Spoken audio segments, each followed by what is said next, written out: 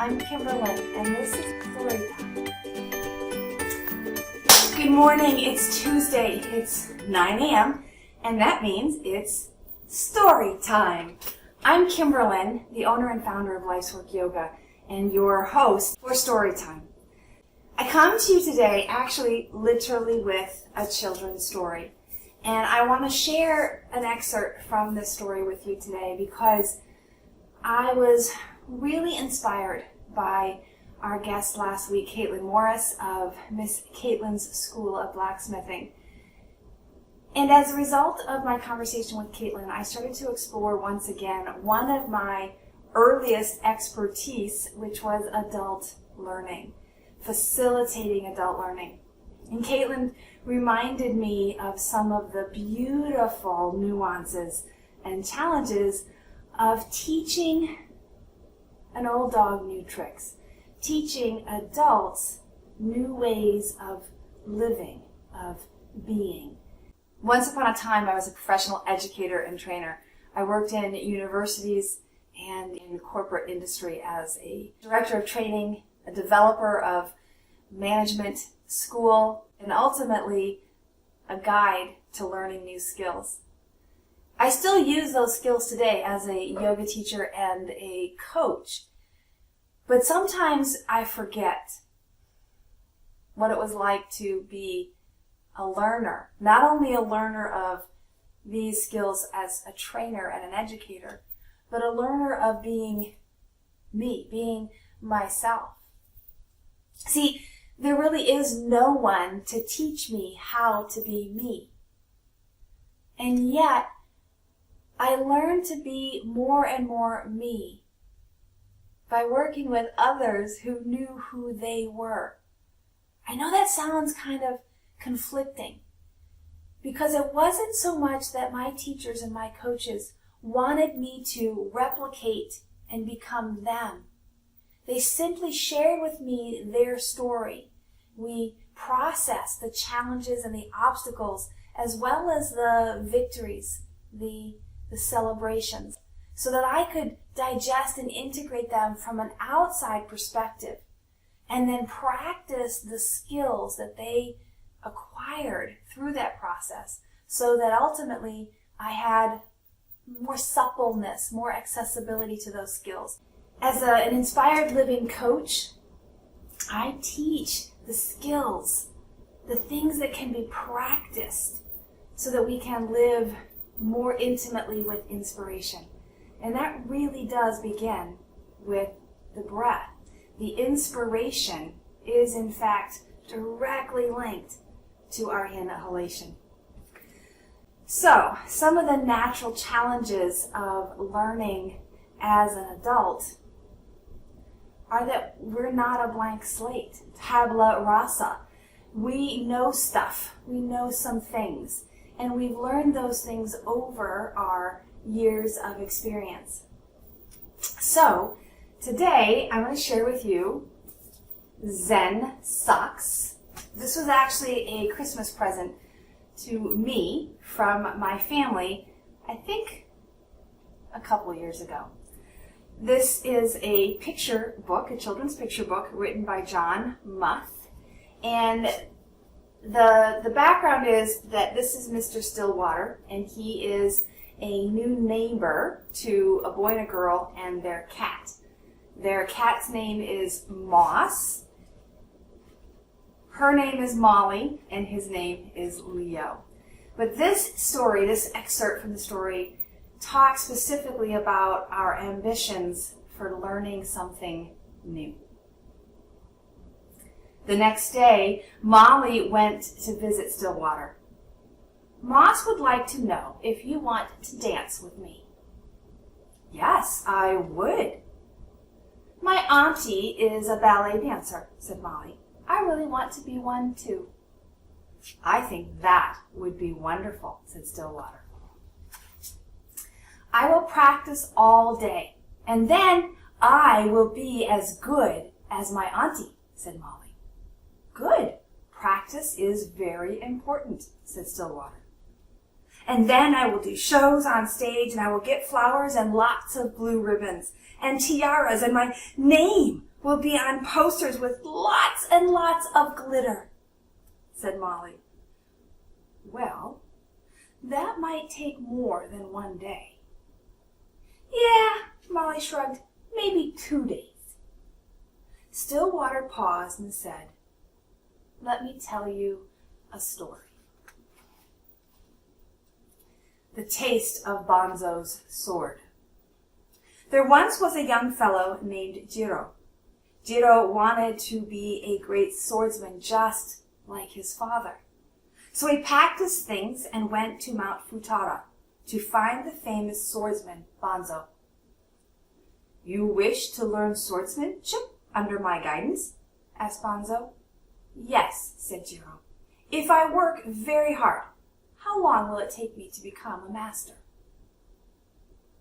I see that you cannot become a sword master, said Banzo, and he turned to go. But, pleaded Jiro, I will pass through any hardships, anything you say. How long then? Banzo looked at Jiro. Maybe 10 years. My father is getting old.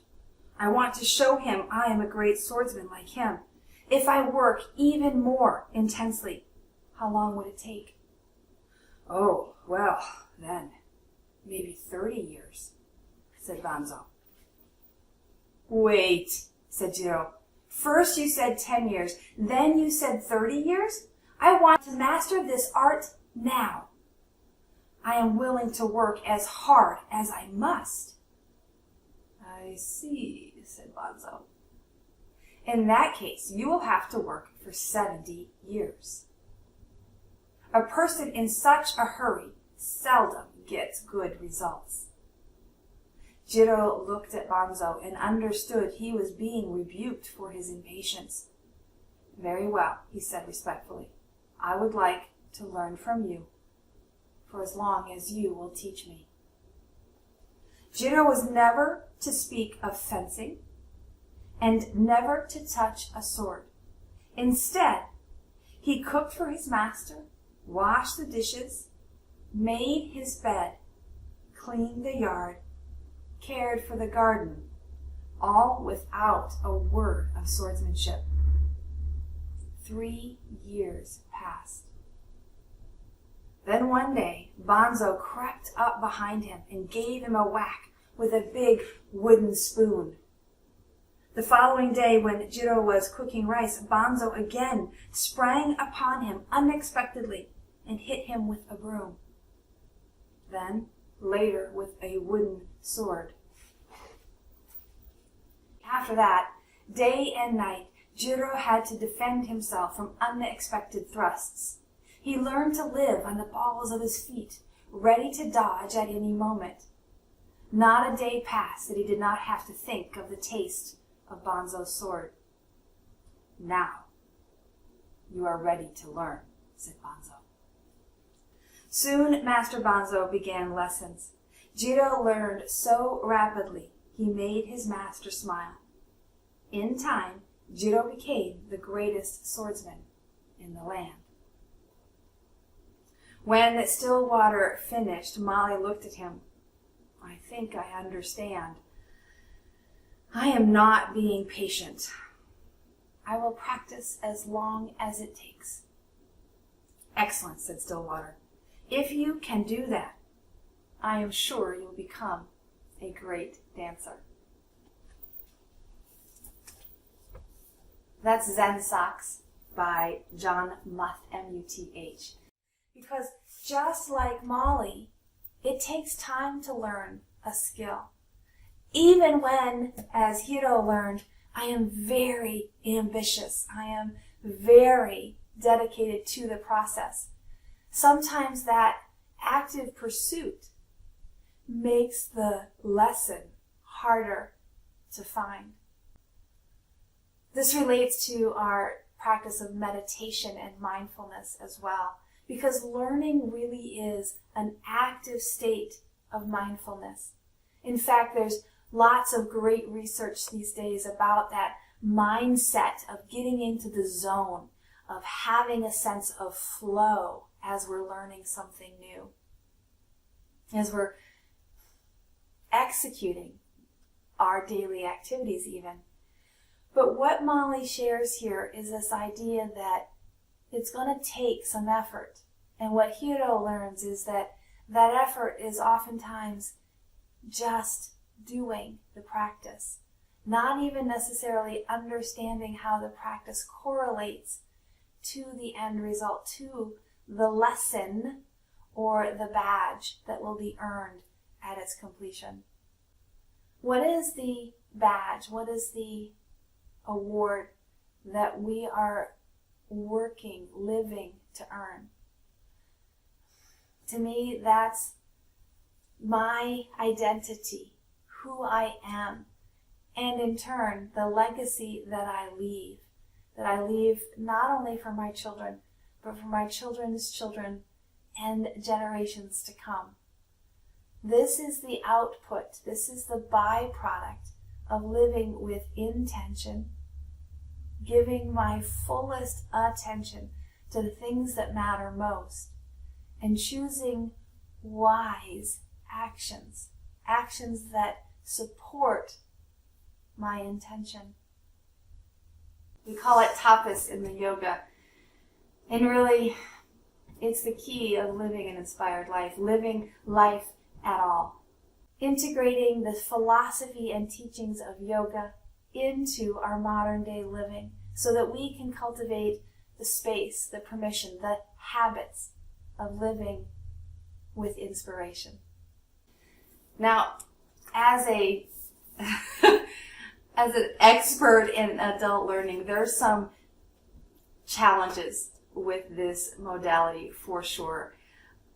I don't advocate the idea of living on your toes, living on edge. In fact, that's exactly the counter of what makes for a healthy learning environment, especially for adults. Well, I don't even want to say that. For anyone.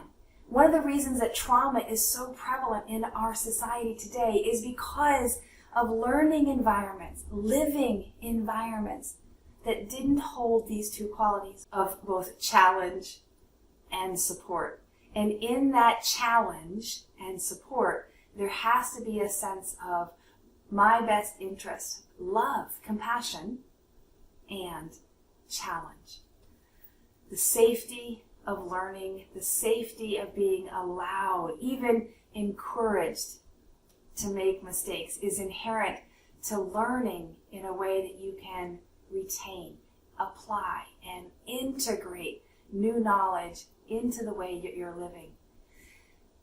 This is a beautiful story. I love the ancient teachings, and yet I want you to know that learning truly is a process that requires practice, a process that requires having a coach of some form, whether it's your own reflection and introspection or working with someone who has walked the path before you, with you. Having that outside witness perspective is absolutely critical to the ease of integrating and learning a new way of being. And I know for me, living from a place that was both challenging and safe was something I had to create for myself. And I did that through the practices of inspired living. May you learn wisely. Be well, my friends. I'll see you next Tuesday for more story time. Have a namaste. I wish you so much joy today, an abundance of breath, so that you may live in the pipeline of your inspiration. Breathe deeply, move freely, labor lovingly, and live vibrantly. Namaste.